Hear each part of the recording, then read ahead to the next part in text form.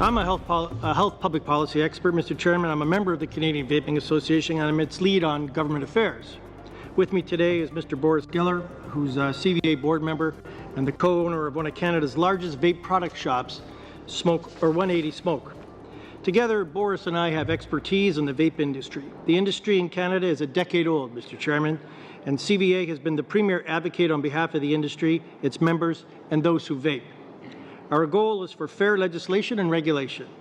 Our reach goes across Canada, and our impact with government goes to all three levels. Mr. Chairman, I want to thank your committee members, the House of Commons, and the Senate for the leadership on this. It's a tough piece of legislation. As a government, as a committee, and as regulators, you did say yes to vaping in Canada and regulated instead of an outcome that would have forced it underground. We appreciate that. It is a viable alternative to smoking, Mr. Chairman, and as such, the Canadian model, as we contemplate it today, is, if you travel in our circles, a bit of an envy around the world, believe it or not. Let me further contextualize that. A few years ago, vaping in Canada was a hobby. Today, it's a viable industry, increasing exponentially as vapers seek an alternative to smoking cigarettes. The number of vape product shops has grown exponentially in Canada as well, with the current numbers of almost 1,000 stores in Canada, representing well over 5,000 employees, serving over 1 million customers, and generating hundreds of millions of dollars in revenue. At the same time, there are 100 e-liquid and hardware manufacturers representing significant pre- and post-market sales, which in turn underscores significant recurring and predictable revenues against a marketplace of who want to vape and no longer smoke cigarettes. Please understand that the growth of this industry has not been the result of expensive marketing campaigns. The CVA and our member organizations are not aligned with tobacco. In fact, the growth of vaping has been a direct result of the substantial demand for vape products by millions of ex-smokers. And the market will only continue to grow, not only as a viable and a less harmful alternative to cigarettes, but also because of government initiatives that legislate it as a less harmful product in Canada. The majority of Canadian vape product shop operators, manufacturers of e-liquids, and advocates are, like many who vape, former smokers. They have chosen to vape rather than smoke cigarettes.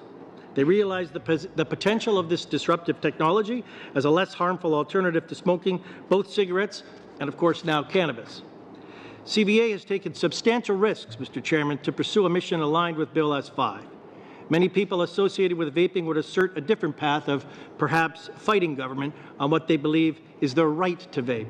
However, and contrary to that view, the Canadian Vaping Association believes that working with government on making this bill work is more palatable and more productive.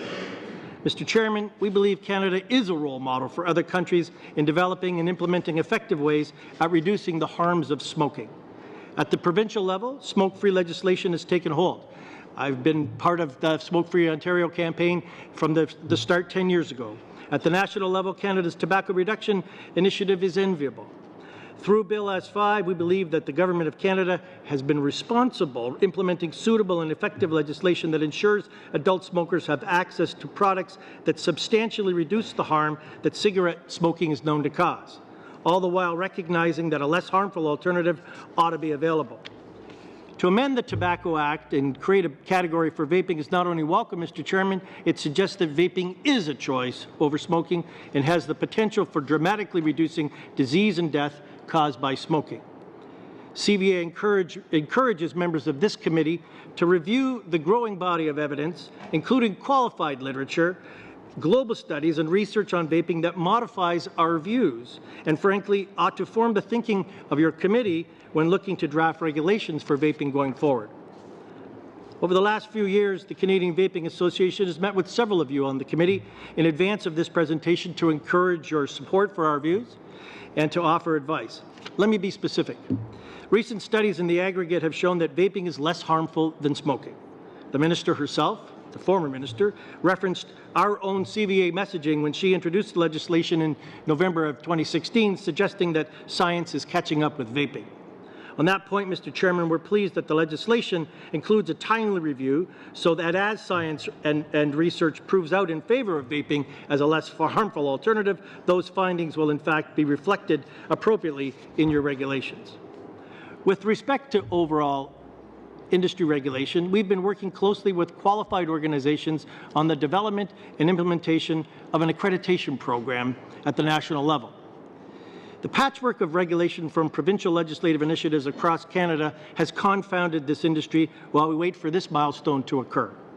Bill S5, Mr. Chairman, does offer a national framework for retail and manufacturers of vape products, and we aspire to have this reflected in our national accreditation program plan. CVA board member Sam Tam sits with Health Canada on the Underwriter Laboratory Committee to establish global standards for technology, devices, and battery safety as it pertains to vaping. Furthermore, our board president, Sean Casey, sits on a Standards Council of Canada committee chaired by Health Canada for the establishment of ISO e-liquid manufacturing safety standards. An accreditation program, we believe, will provide comfort to you as regulators that products and services available to consumers of vape products are of a quality that is measured against a robust set of standards. A national accreditation program would require vape manufacturers, e-liquid and hardware manufacturers alike, as well as vape product shops to commit and submit to a program where a common set of standards for operations of their physical plants, policies and procedures, and other variables are measured. Any negligent behaviors or deficiencies would result in fines or perhaps remediation plans respectively to demonstrate compliance. We're committed to this process. The utmost important piece of this legislation, in our view, ought to be the value of the information and the manner in which customers receive detail by a vape product shop employee. When they make the choice to acquire or consume a vape product, they need to know what they're buying. To that end, Mr. Chairman, we encourage the committee to work with us at the Canadian Vaping Association as we develop a certification program for vape product shop employees. To that end, purveyors of vape products anywhere in Canada ought to be well trained to help customers make the logical choice to a less harmful product than other cigarettes. Mr. Chairman, we're considering qualified career colleges not only to develop a curriculum, but to have it delivered in every province.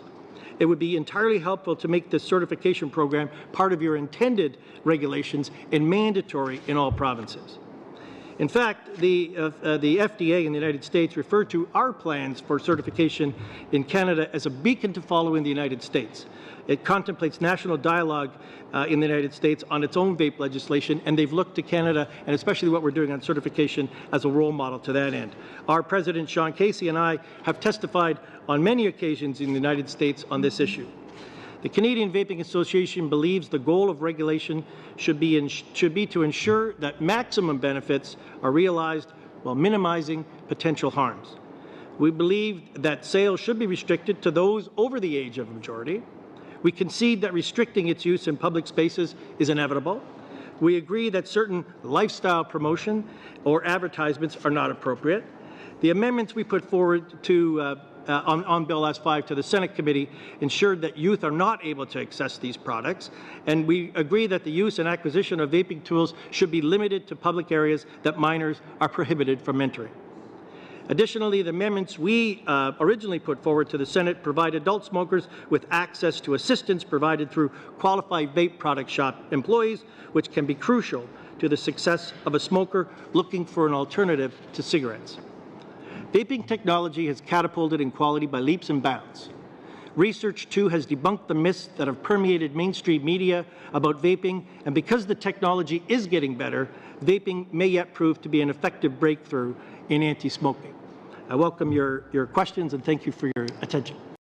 I'm the president of Vapselect Inc. based in Mirabel, Quebec. Vapselect is a proudly owned and Canadian-owned and operated Canadian company which was created in 2011 with the consumer in mind. We produce affordable, innovative vaping products for consumers, giving them an alternative to cigarettes. All Vapselect products are manufactured in GMP facilities and adhere to strict global certifications. To meet the growing consumer demand for these products, we recently expanded to a 6,500 square foot facility. However, that is only part of the reason why I am here today. I am also the sponsor of a 10,000 plus signature petition that has been tabled in the House of Commons on Bill S5, January 30th, 2018. That petition calls on the government to halt and review Bill S5 and to create a fair and logical category for vape products, clearly setting them apart from tobacco. So let me start on that point. It should be obvious to anyone that vaping products and tobacco products are two completely different things and do not belong in the same piece of legislation. You don't put alcohol and soft drinks in the same legislation because you drink both of them. And therefore, you shouldn't put vaping products and cigarettes in the same category because both are inhaled. Vaping products like e-cigarettes are much safer alternative to tobacco for those people unwilling or unable to quit smoking. They provide the nicotine that smokers crave without the harmful effects of combustion. That's an important point. Nicotine on its own is no more harmful than caffeine, and nicotine actually occurs naturally in many products we all consume daily. It's the combustion that causes the negative health effects of smoking, not the nicotine. That is why esteemed medical and scientific bodies like Public Health England and the Royal College of Physicians have said that e-cigarettes are at least 95% less harmful than smoking.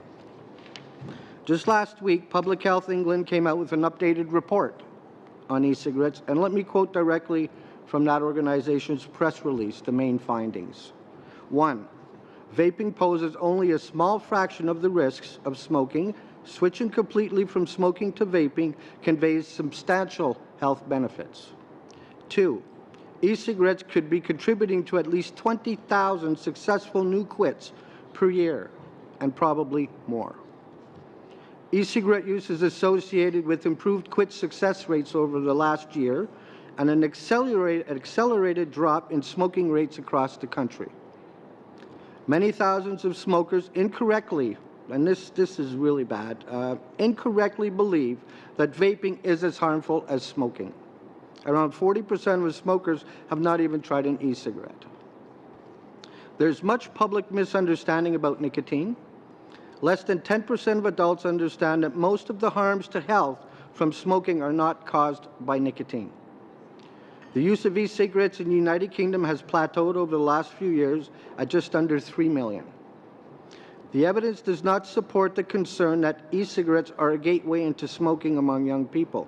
Youth smoking rates in the UK continue to decline. Regular e-cigarette use is almost entirely confined to those who have previously smoked cigarettes. I want to pick up on the fourth and fifth points I cited from the Public Health England report, both of which deal with public misunderstandings regarding the risks of vaping and nicotine.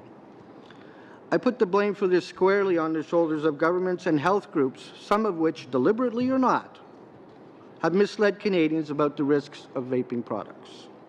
Those who continue to do so deserve public shaming for scaring people away from these devices, which usually means they continue smoking, which is more harmful to their health. I asked the committee a question. From who would you rather get advice on vaping products such as e-cigarettes? Organizations like Public Health England and the Royal College of Physicians, or high-paid lawyers lobbying for tobacco groups? For me, when I want medical advice, I go to a doctor, not a lawyer.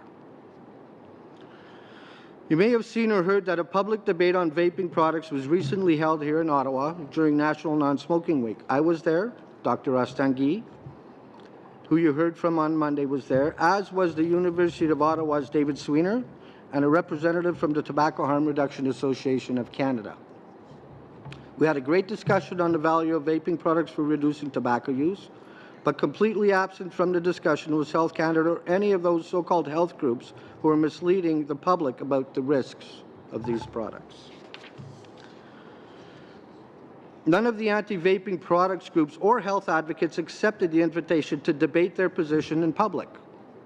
But I see a couple of them appear before your committee on Monday. They won't shy away from that. These groups know their position is indefensible, which is why they refuse to debate people like myself or Dr. Astangui or Dr. Sweiner in public. If this committee wants Canadians to stop smoking cigarettes, as does the health minister and likely all Canadian citizens, then stop listening to the moralists and public health community who are deliberately misleading Canadians about the risks of vaping products. With that in mind, I have two recommendations for the committee. First, the vaping provisions of Bill S5 should be stripped out entirely, and Health Canada told to go back to the drawing board to come up with legislation that treats these products as completely separate from tobacco. Health Canada didn't throw marijuana, which when consumed via the combustible process actually has higher levels of tar content than cigarettes do, into the Tobacco Act. So why are you letting them put vaping products in there? Tobacco products and vaping products are completely separate, different products that require their own distinctive legislative framework. Secondly, whether in a new bill or if S5 is passed, smokers need to be properly informed about the relative health risk of tobacco products versus vaping products. Sweden has virtually eliminated tobacco-related cancer because smokers switched to non-combustible products.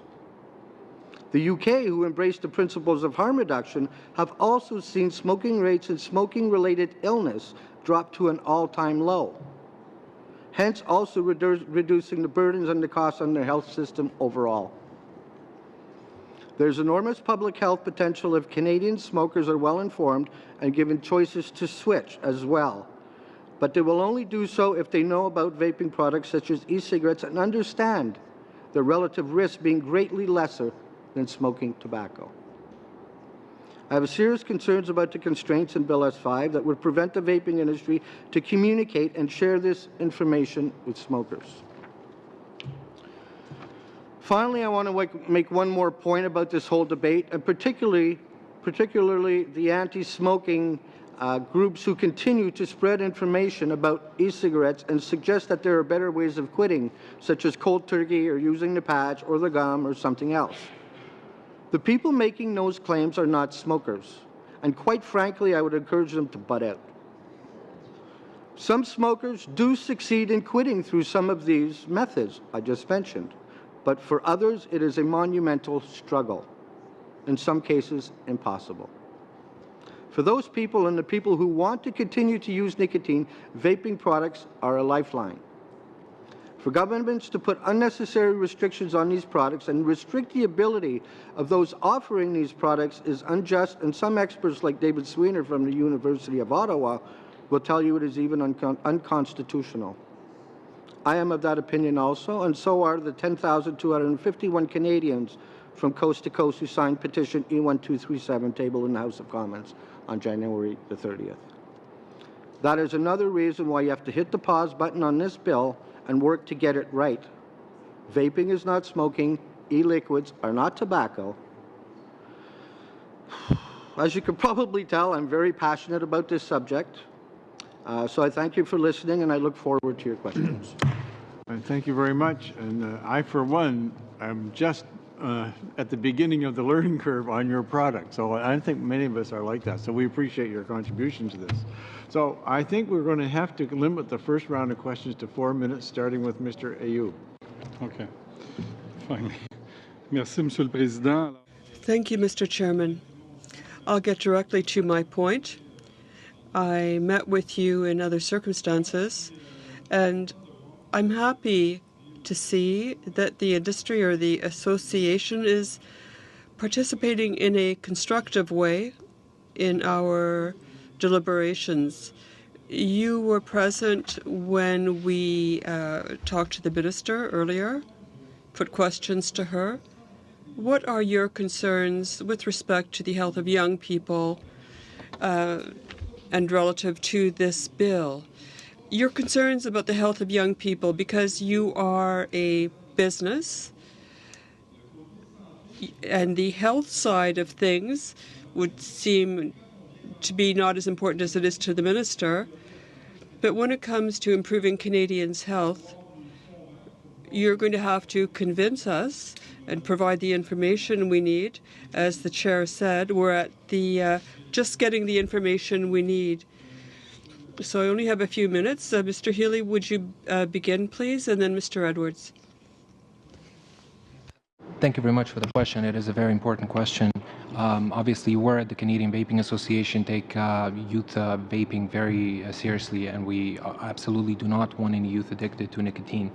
Despite the relative reduced risk, it is still an addictive substance. And so we at the Canadian Vaping Association have been taking initiatives prior to it becoming law. We have been distributing 19-plus signs to our members and mandating that in the bylaws.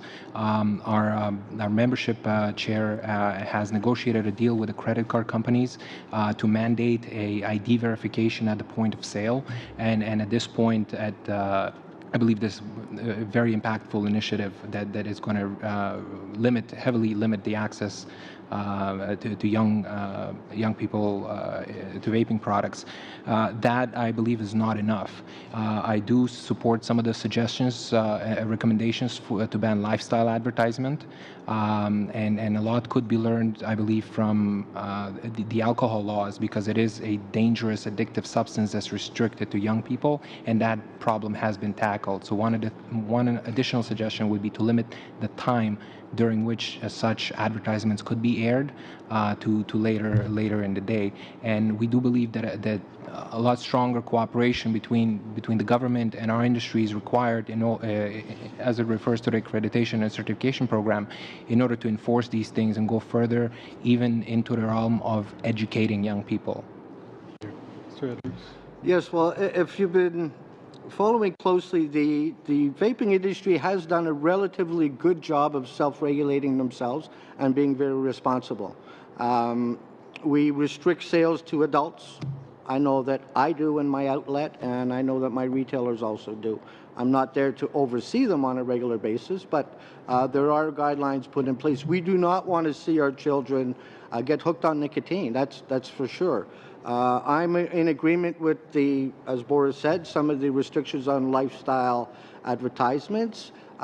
There should be certain guidelines within labeling, which, generally speak, I could speak for myself. My company has been very responsible in that area, where we do not use unicorns and cartoonish types of images on our products. I wouldn't sleep well at night to do that. So the industry itself has done a pretty good job in self-regulating. The governance is needed, oversight is needed, and it's welcome. And we would like to be part of an open communication discussion with government when regulations are going to be determined, because right now it is such a broad, it's scripted in such a broad sense that it's nothing is clear. Thank you very much. Now we go to Ms. Gladue. Thank you, Chair, and thank you to the witnesses. The first question I have is about the nicotine e-liquids. I think, Mr. Edwards, you had said that they don't come from tobacco. What's the source of the nicotine then? Well, the tobacco leaf is actually the plant that contains the highest content of nicotine, where it is therefore more viably commercially extractable. But you could also find nicotine in nightshade plants, such as peppers, green peppers, tomatoes, cauliflower. There's a variety of nightshade plants that actually carry... Some of it would be extracted from tobacco then, or not? Pardon? So some of the nicotine in the e-liquids is extracted from tobacco? The nicotine that is used in e-liquid is a tobacco extract, for the sole reason that it is more commercially viable to extract from that particular plant. Okay. But that being said... That's fine. My next question has to do with the actual devices. So this legislation leaves all the detail about the device to the regulations. And I know that there were early models that had batteries and there were some safety incidents related to that. So do you have any advice about what actually should go into those regulations in order to make sure that the products are safe for use? Thank you for that question. I think the nature of the industry is the products are developing faster than the cell phone industry. And in order to catch up with that, we need a mechanism that is a layer on top of a regulation and legislation. And that's why we bring up the accreditation program, because if it is run by industry members, we can catch those things early on. Another initiative we have been running at the CVA is Battery Safety Week, aimed at educating retailers and consumers through those retailers about the importance of battery safety. So we believe it is crucial to add a third layer to the current protections in place. Okay. And what amendments would you like to see specifically to S5? Do you have any? And I'll go to both of you. Well, as far as I'm concerned, I've looked at the bill several times. It is so layered. There's a array of amendments that I would like to see happen there. There's amendments that should happen from a consumer standpoint and also from a manufacturing standpoint. If I want to answer from a manufacturing standpoint, one of them is the fact that we will be mandated to submit our private recipes to Health Canada in detail, and therefore they would become public knowledge and open and available to the public through the Freedom of Access to Information Act. Mr. Christie makes great cookies, but he doesn't tell you precisely what his ingredients are to get the result. Madam Gladue, if I could, I think your question's very interesting. We presented to the Senate committee. We put some amendments on the table, and we were satisfied with what happened from that perspective, for the most part. We also agree that there will be some opportunity under regulation to change and to do things that we think would benefit the industry. But I think one of the things that I would really like this committee to consider is this whole idea, the notion of a certification program, and to make it mandatory.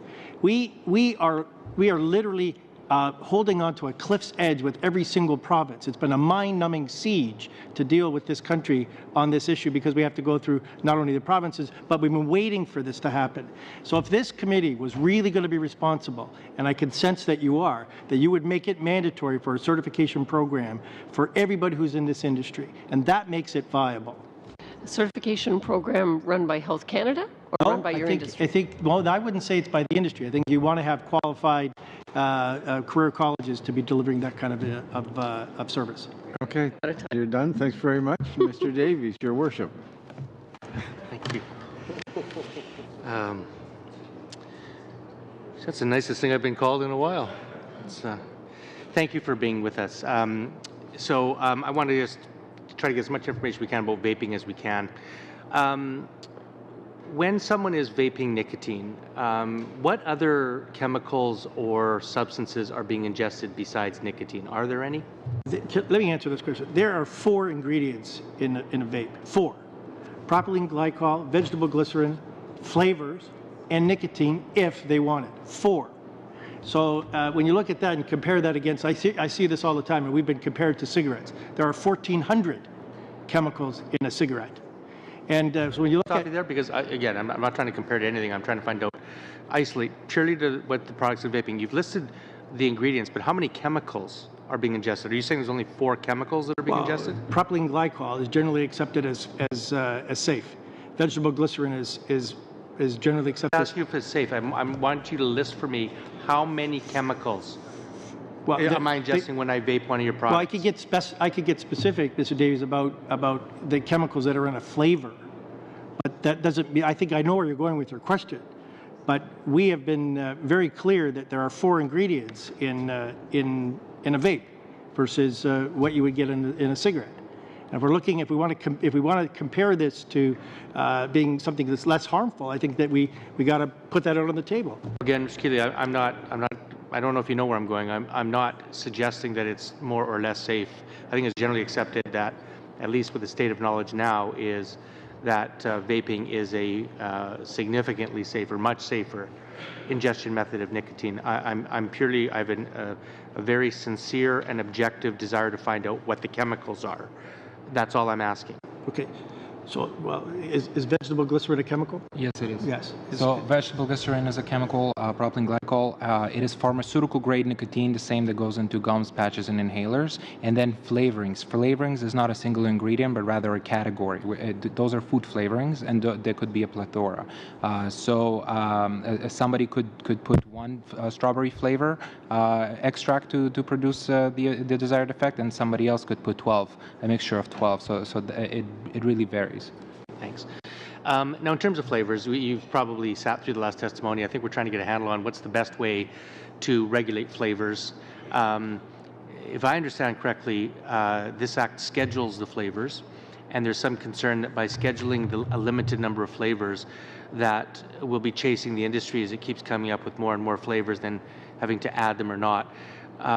In terms of giving guidance to your industry, so that you know what you can produce and what you can't, Do you have any comment or thoughts on what would be an effective regulatory approach to flavoring to make sure that we're not marketing to children? Absolutely, and I believe that the ministry has stricken a perfect balance in this piece of regulation, banning specifically the marketing of flavors while leaving the ingredients alone. We absolutely think that names like bubblegum and cotton candy should not be allowed, and even for instances like licorice, it should be renamed to something like anise. While flavors may be attractive to children, they're absolutely necessary for adult smokers in order to transition. 100% of my customers are adults, and the vast majority of them prefer flavors. This experience needs to be incrementally more pleasant and more convenient than smoking in order for ex-smokers to naturally gravitate towards that as an alternative to smoking. And I'm sorry if you've already commented on this, but I want to get your views on the promotion and advertising. You probably heard this dichotomy, quite tight restrictions on advertising and promotion in places that are frequented by children or may, but within places that adults frequent, and I'm going to use the example of a bar. As we talk about adults, we're talking 18-year-olds and 19-year-olds and 20-year-olds are populate our bars and nightclubs. Do you agree with the tenor of this committee that we should not be allowing promotion and advertising that are lifestyle oriented towards people in that situation, because that's a means of actually attracting people who don't smoke to try ingesting nicotine through vaping, as opposed to using vaping for a smoking cessation product? A very quick answer, please. Absolutely. So children and non-smokers alike should not be targeted by advertising. Lifestyle advertising should be absolutely restricted, and the locations at which it's the ads are placed, if it's a billboard, there's got to be a minimum distance away from a school. Dr. Elson, you're up. 4 minutes. All right. Thank you, Mr. Chair. Mr. Edwards, you made a comment that I thought was very good. You said how, in regards to what's safe, we should be asking doctors rather than lawyers. Being a doctor, I might be a little biased, but, on that I would agree. Now, first of all, you said the statement, and I've heard this said before, that vaping is 95% less harmful than smoking. Where does that number come from? Does that come from a medical journal? Does that come from any peer-reviewed scientific research? It's, from what I understand, it's peer-reviewed scientific research done by the Royal College of Physicians in 2016, and they state that vaping is likely at least 95% less harmful and or toxic than smoking a cigarette.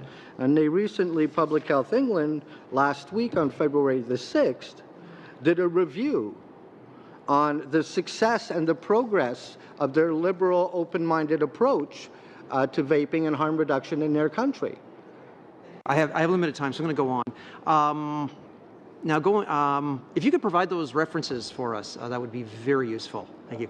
Now, in regards to another statement that you made, you talked about how this shouldn't be in the same bill as smoking. It's nothing like smoking. We should draft this, take vaping completely out of this legislation, put it somewhere else, because it's just not similar.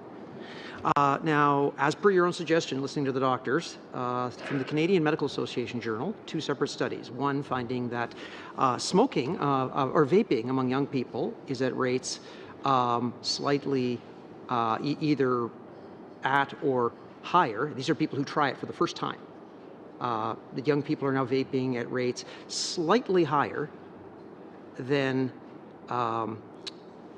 those who are starting smoking cigarettes. This is from the Canadian Medical Association Journal. And another one, and this is very recent, this is October of 2017.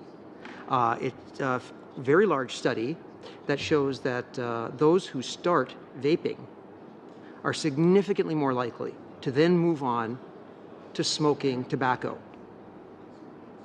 So in other words, young people are using it at the same or higher rates than smokers, or higher rates than tobacco, and they're much more likely to go to tobacco if they start vaping. So how does that fit with your assumption that, or your assertion that vaping has no part in this legislation? Well, first of all, vaping has not been legislated yet in Canada, but it has been, the UK has 10 years on us and more. We should be looking to the United Kingdom and their program and templates which has proven to be successful. And you stated your report was from October 2016, if I'm not mistaken. Pardon me? 17. 2017. Well, we just had a new review and a by Public Health England in a country that has actually applied the vaping regulations and with a liberal, open-minded approach. And they say the evidence does not support the concern that e-cigarettes are a gateway into smoking among young people. Okay, So, I understand that, but since we're drafting laws in Canada, should we not be relying on the evidence that is collected in Canada?